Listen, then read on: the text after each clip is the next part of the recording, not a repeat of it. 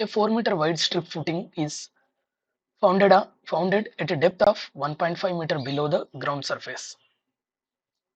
Okay.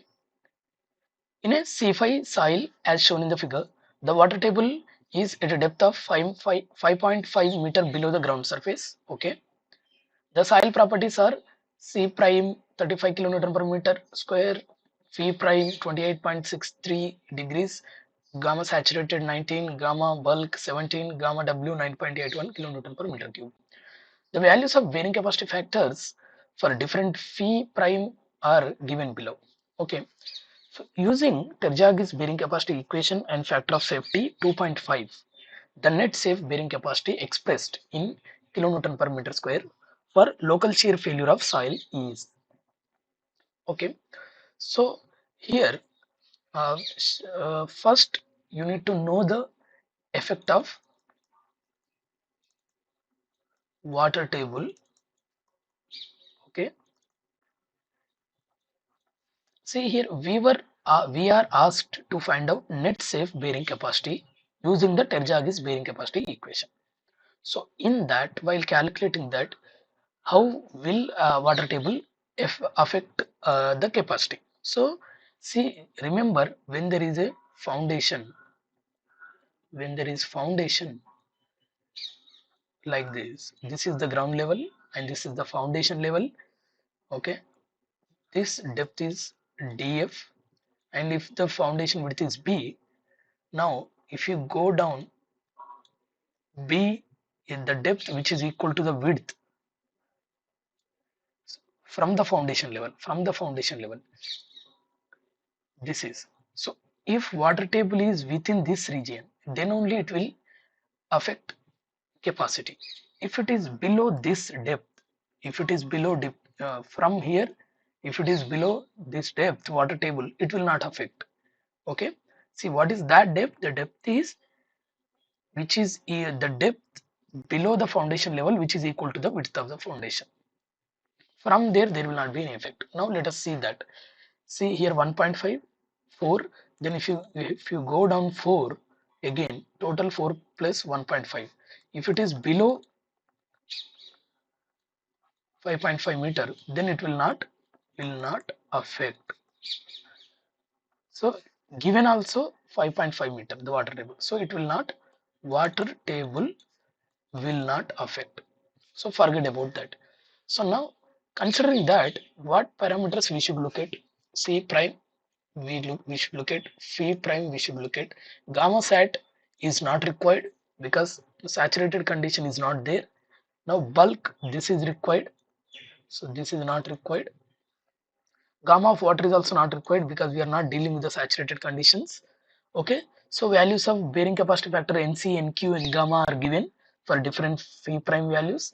So using the Terjagi's bearing capacity equation, factor of safety is given, so net safe bearing capacity. First of all, I will give you ultimate bearing capacity UBC.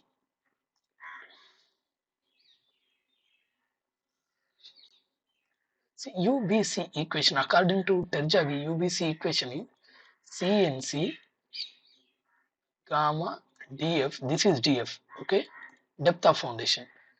Gamma, this is b. Gamma df nq plus of gamma b n gamma.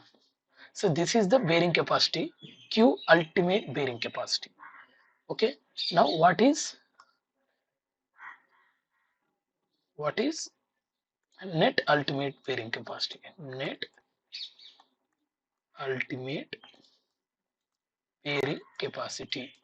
So net ultimate bearing capacity, which is denoted by QNU. Okay. QNU will be QU minus gamma df. See, gamma df is something, the weight of the soil which is filled in this excavation. Okay, depth and width. Width we are not taking because we are calculating the pressure only, so you will multiply by only depth, and gamma multiplied by depth. So whatever the soil is excavated to construct this, again you are filling that. When you are filling that, it is again taking that. So what can it take more than that? That is ultimate minus gamma df. So next will be net safe bearing capacity. Net safe bearing capacity is QNS. Okay, QNS is QNS is something QNU divided by, you know, the net ultimate. You need net safe. So net ultimate divided by factor of safety is QNS. So you know the things. Now you just have to find out. This is what asked in the question. So first let us find out QU first. Okay, CNC. Okay, gamma df nq plus of gamma b n gamma. What is C? C. One more thing, I have to mention that it is local shear failure, because in the question it is asked, we have to find out for local shear failure bearing capacity. In the local shear failure, uh, the friction angle and cohesion will not be mobilized fully. They will be mobilized only. They will be mobilized. They will be mobilized only 2/3. So what is the C mobilized then? It is 2 by 3 times of C prime. How to find out phi mobilized? How to find out phi mobilized? You have to use tan phi mobilized 2 by 3 tan phi prime. So from there, phi mobilized is tan inverse of 2 by 3 tan phi prime. So that's how you will find out. So now from here, C mobilized will be 2 by 3 times of, what is the value? C prime is 35. Okay, C prime is 35, 23.33 kPa. What is phi mobilized? Phi mobilized is tan inverse of 2 by 3 tan phi prime. How much is the phi prime? Phi prime is 28.63. 28.63. So let us calculate this. Tan inverse of 2 by 3 multiplied by tan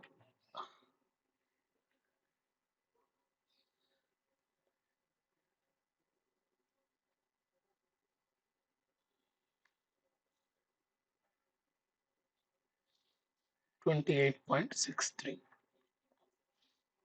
19.998. 19.998.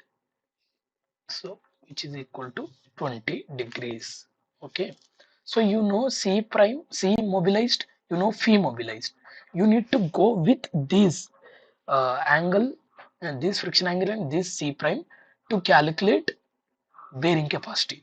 Okay, so for this, see, we know QU, we have discussed QU, QNU, Q. So in this NC, NQ, N gamma values are there. So what are those? Okay, for these C prime, C mobilized and phi mobilized. So that is phi mobilized is 20 degrees. So you have to use these values 17.7, 7.45. Okay, so now QUCNC plus gamma DF NQ of gamma B N gamma. C is now 23.33 33, and NC is how much? NC is 17.7